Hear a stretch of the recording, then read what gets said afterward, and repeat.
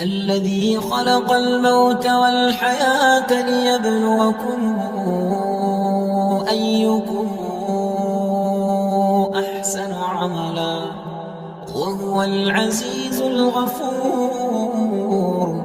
الذي خلق 7 سماوات طباقا ما ترى في خلق الرحمن من تفاوت فارجع البصر هل ترى من فطور ثم ارجع البصر كرتين ينقلب إليك البصر خاسئا وهو حسير.